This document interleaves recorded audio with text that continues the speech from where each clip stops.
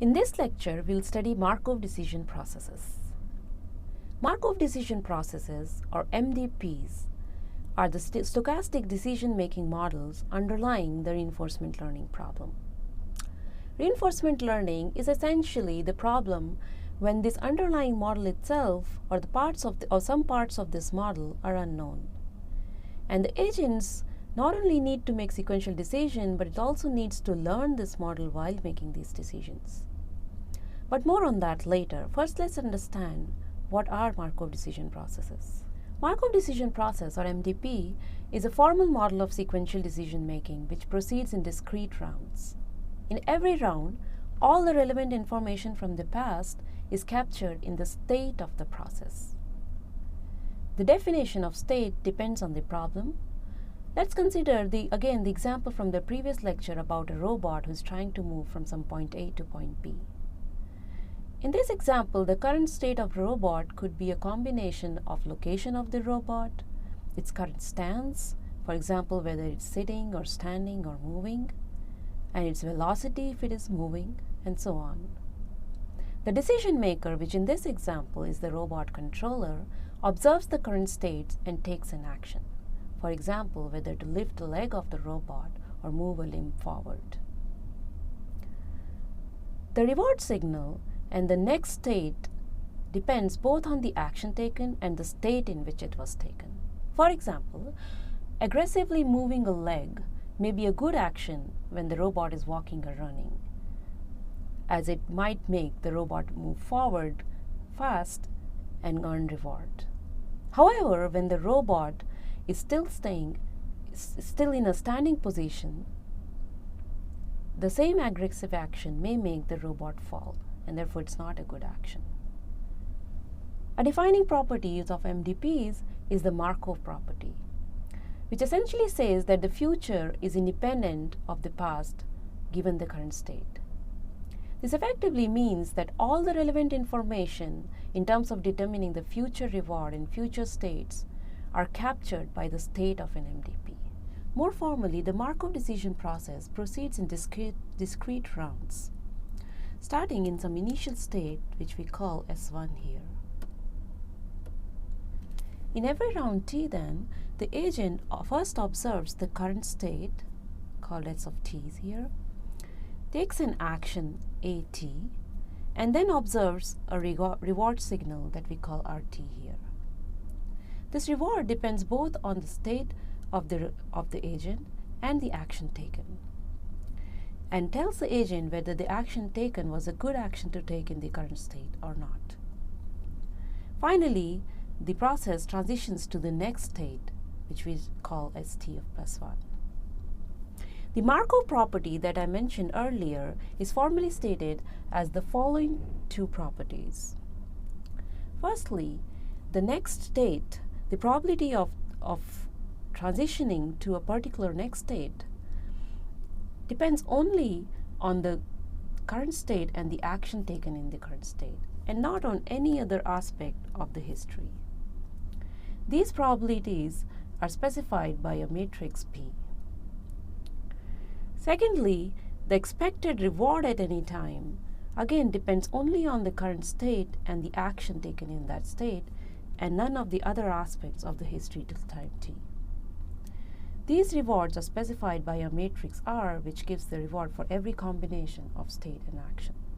The trade-off between immediate rewards and future rewards of the sequential decision problem in MDP and the need for planning ahead is captured by the goal of the MDP.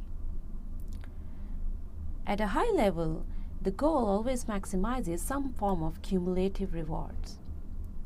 There are three popular forms of cumulative rewards in literature: total reward, infinite time average reward, and discounted sum of rewards.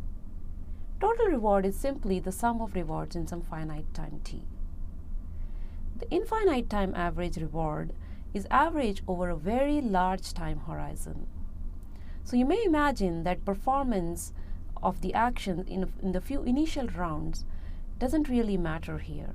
What we are looking for is a good asymptotic performance.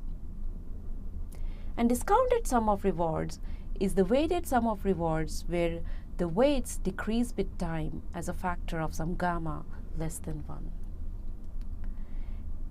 This essentially means that the immediate returns are more valuable than those far in future.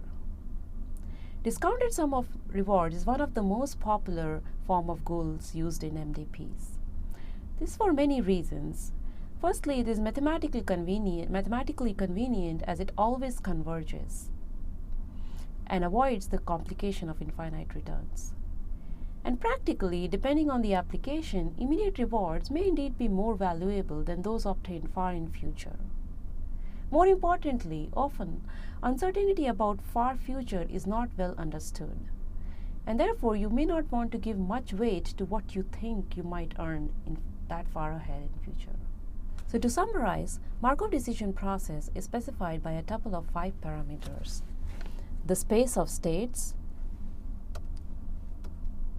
which we denote here by capital S, a starting state from this space of states, the space of actions, which we denote here by capital A, the transition model, which is a Markovian transition model, is given by the transition probability matrix P, which gives for every state and action the distribution of the next state. The reward function R gives for expected reward for every state and action. Finally, an MDP specification may also include the definition of goal of the MDP and the discount factor gamma if one is used. Let's conclude this discussion with an example. Let's formulate a simple MDP for a robot moving on a line. Let's say there are 2 actions available to this robot. Walk, which means do some slow limb movements, which allows the robot to move 1 step without falling, or run, which involves aggressive limb movements, which may allow the robot to move 2 steps forward, but there is a 20% chance that it will make the robot fall. Once the robot falls, it cannot get up, and the goal is to move forward quickly and as much as possible without falling. So now let's model this example as an MDP. The first step is to define the space of states. We can define the state of the robot as a combination of its stance, meaning whether it's standing or whether it's fallen down, denoted here by S and F.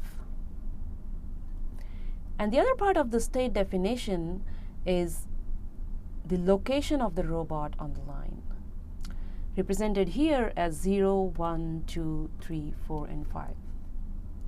So this state S1 here, for example, means that the robot is standing upright in location 1. And the state F2 here means that the robot has fallen down on location 2. Now the robot starts in this standing state in the beginning of the line. So this here is your starting state. The action space consists of 2 actions, walk and run. Walk means slow limb movements and running means aggressive limb movements. The state transition depends both on the current state and the action taken. Walking in any of the standing states always transfers the robot to a state right next to it in terms of 1 location ahead. This is shown here by the black arrows. The action of walking never makes the robot fall down. On the other hand, the second action, the action of running, may make the robot move 2 steps ahead and transfer from S0 to S2 or S1 to S3, shown here by the green arrows. But that happens only with 80% of chance. With 20% chance, the robot may fall down and move to a fallen state. In the fallen state, there is no action that can take the robot get out of that state.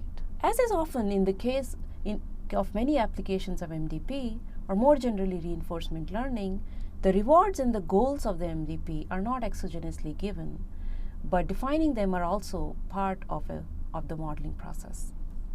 Different settings of rewards and goals will lead to different interpretation of this problem. For example, let's say the reward is the number of steps that the agent moves as a result of an action.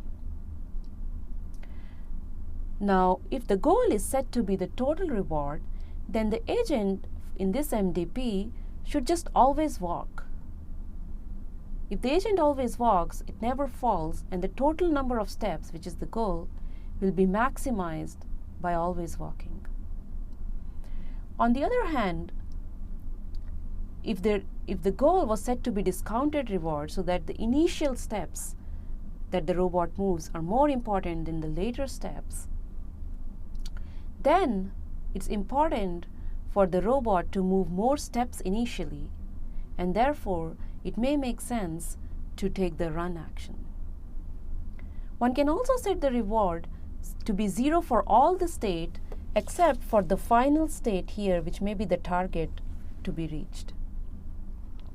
In this case, the discounted sum of rewards is simply gamma raised to tau, where tau is the time that the robot takes to reach the final state. Here, the agent would want to minimize tau, the time to reach the final state. Therefore, the agent may want to take the aggressive action of running so that it can quickly reach the target state. Another important point to note in this example is that in an MDP, an action can have long-term sequences. For instance, locally, it may seem beneficial to run even in the starting state, because even though there is a 20% chance of falling with 80% chance of moving 2 steps ahead, the expected reward for running is 1.6 steps, which is more than the reward of 1 step for walking. However, this doesn't take into account the effect of this decision on future. So if we were thinking about discounted sum of rewards, we may have to consider the fact that running or taking an aggressive action may make the robot fall down, which will decrease the future rewards. Therefore, finding an optimal sequential decision-making strategy under an MDP involves a careful trade-off between immediate rewards and future rewards. In the next couple of lectures, we'll look at the problem of finding the optimal policy for an MDP.